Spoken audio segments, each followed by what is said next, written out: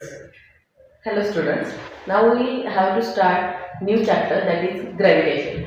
So let's talk about what is gravitation, how it is exists and how it is applicable on the earth and other planets.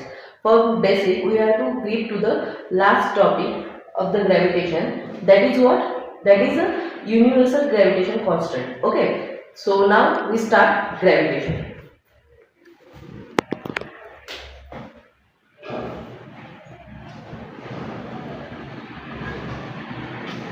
So tell me, what is gravitation? Anyone know? Start. Gravitation is something. क्या होता है gravitation? अगर ये अर्थ है, suppose क्या है, अर्थ है, अगर अर्थ पे कोई इंसान खड़ा है तो वो गिर क्यों नहीं जाता? ये क्वेश्चन आया है बचपन में दिमाग में, तो ये गिर क्यों नहीं जाता? गिर क्यों नहीं जाता? इसका आंसर क्या है? आंसर है ग्रेविटेशन।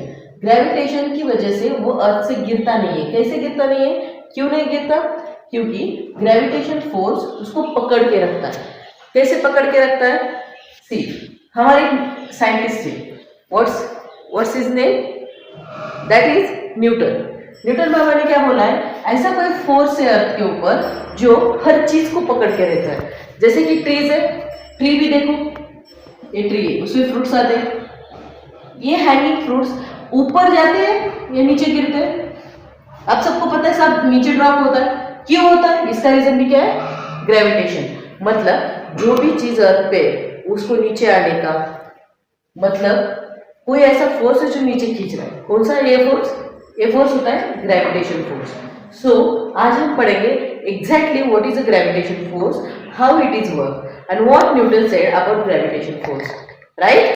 ग्रेविटेशन क्या है? Gravitation is a type of force. So force क्या होता है? बेसिक कंसेप्ट है फोर्स की। See exactly what is force? You take a block, any block like a wooden block or something like a what? Steel block, any block. We take a ball here. ठीक है? अगर इसको हम push करते हैं, ठीक है, इस साइड से हम उसको पुश करते हैं तो क्या होगा? पुश करने के बाद इस पे अननोन फोर्स अप्लाई होगा, मतलब एक एनर्जी अप्लाई होगी इस पे, राइट? उसी एनर्जी को हम क्या कहेंगे? फोर्स। Is that correct? मतलब फोर्स क्या है? अगर किसी चीज को आप एनर्जी लगा रहे हो और वो चीज ये जगह छोड़ के आगे मूव हो रही है तो क्या हो रहा है? उस पे फोर्स अप्लाई हो रहा है।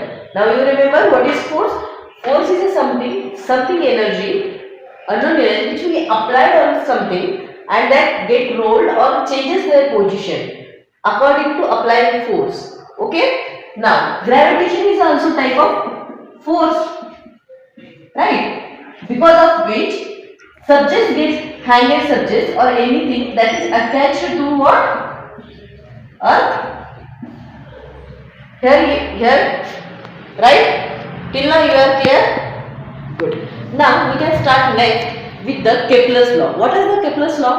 Kepler is the one scientist like a Newton, okay, who explains the three laws of the gravitation, how it is work on the earth, how it is work on the orbitals and how it is works on the other planets on a gravitation force, right?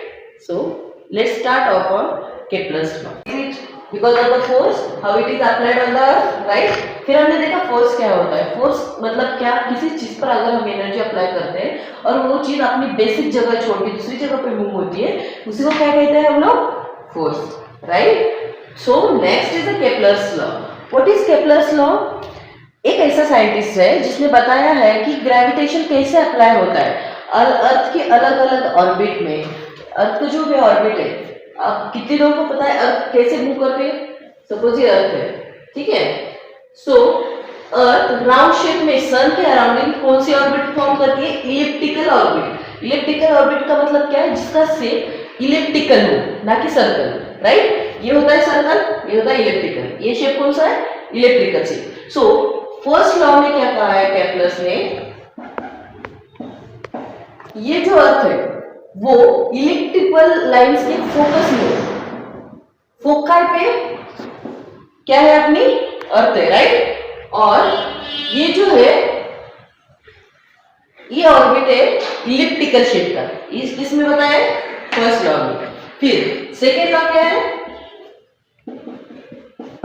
अगर जो भी चीज हमने निकाली, suppose इसके around moon है, right, या कोई भी चीज आती है, उसका डिस्टेंस अर्थ से लेके उसके ऑर्बिट तक का डिस्टेंस हमने ऐसे काउंट किया, लाइक ये वाला और ये वाला। सपोज उसको हम A B C D E F consider करते हैं, राइट। अगर ये हमने जो लिया है डिस्टेंस इसके बीच का और इसके बीच का, इसके अंदर जो भी आएगा प्लेनेट या कोई भी चीज आएगी, वो क्या होगा सेकेंड लॉ के अंदर, उसका जो एरिया कवर हो रहा है वो ये सबका एरिया और टाइम इक्वल होगा, मतलब इक्वल टाइम ऑफ इंटरवल में इक्वल एरिया कवर कर रहा है। ऐसा क्या बोल रहा है, लॉ के plus second law, right. Gravitation किसने फाइंड किया, ग्रेविटेशन मतलब क्या, फोर्स क्या, अब तक देखा हमने। फिर इसके बाद एक कंसेप्ट आती है किसने सब बच्चों को पता है कि ग्रेविटेशन, गुरुत्वाकर्षण किसने फाइंड किया था, न्यूटन ने, राइट। सो न्यूटन का एक यूनिवर्सल ग्रेविटेशन लॉ है। क्या है वो लॉ, अब हम देखेंगे, ठीक है। Universal gravitation law. यूनिवर्सल मतलब क्या, ऐसी कोई चीज जो सारे यूनिवर्स में इक्वल हो, सारे यूनिवर्स में सेम अप्लाई हो। सो ग्रेविटेशन यूनिवर्स में सेम अप्लाई होनी चाहिए, यस और नो, राइट। सो हम पढ़ेंगे यूनिवर्सल ग्रेविटेशन लॉ कैसे अप्लाई होते हैं, कोई है दिमाग में कुछ क्या होता है। So think about it. अगर ग्रेविटेशन होना चाहिए तो दो चीजें होनी चाहिए जिसपे हम ग्रेविटेशन बता सकते हैं कि कंपेयर करके किस पे ग्रेविटेशन है या नहीं। सेम न्यूटन ने बताया। अगर सपोज हम दो चीजें लेते हैं, ठीक है, इसको हम क्या नाम देंगे, इसका मास कंसीडर करेंगे m1, इसका मास कंसीडर करेंगे m2, ठीक है। अब बताओ m1 ने m2 पे कुछ तो फोर्स अप्लाई किया होगा, राइट।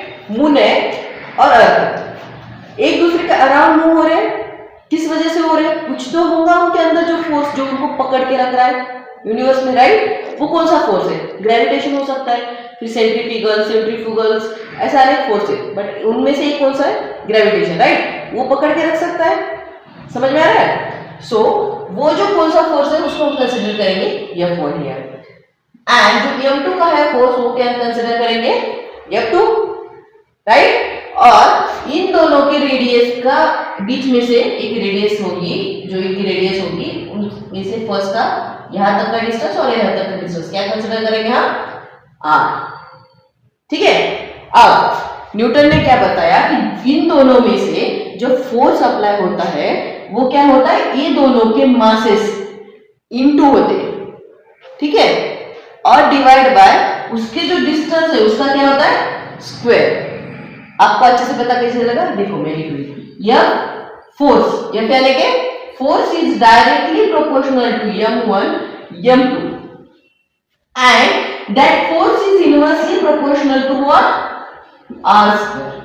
मतलब ये इन जो दोनों के ऊपर जो फोर्स लग रहा है वो क्या है, m1 और m2, ये मासेस दोनों का मल्टीप्लिकेशन है, m1 m2, यानी कि पॉइंट यार इसका मीनिंग क्या है, multiplication, right. m1 into m2 that is force is directly proportional to m1 m2 and inversely proportional to distance between these two bodies m1 and m2, right. उसको हम कैसे लिख सकते हैं, यहाँ पे देखो F is equal to, F is directly proportional, ये सिंबल क्या है, directly proportional to m1 into m2 upon r square, यही लिखा है हमने, राइट। जो यहाँ पे लिखा है वही लिखा है यहाँ पे। अब ये फॉर्मूला हुआ क्या, नहीं, क्योंकि इसके बीच में क्या है, इनवर्सली प्रोपोर्शनल। अगर इनवर्सली प्रोपोर्शनल हटाना है तो हमें क्या करना पड़ता है, सबको पता है, एक कांस्टेंट लेना पड़ता है। उस कांस्टेंट को हम क्या लेंगे, g, ठीक है। ये g क्या है, यही है यूनिवर्सल ग्रेविटेशनल कांस्टेंट, ठीक है। ये लिया हमने g, फिर आगे लिए m1 m2 upon r square, right, yes और नो। ये हुआ फोर्स, यानी कि यूनिवर्सल ग्रेविटेशन फोर्स, मतलब F is equal to g m1 m2 upon r square. ये जी क्या है, कांस्टेंट, कांस्टेंट है मतलब इसकी कुछ ना कुछ वैल्यू होगी, राइट। सो क्या हो सकती है इसकी वैल्यू, सी, जी की वैल्यू क्या लेंगे हम, जो है ऑलरेडी डिसाइडेड है, उसे क्या, कौन से वाले 6.67 into 10 to the power -11 minus, हमने क्या देखा, ग्रेविटेशन की वैल्यू, कांस्टेंट की value g is equal to 6.67 into 10 to the power what, 10 to the power -11 newton metre square per kg square. Unit is important here.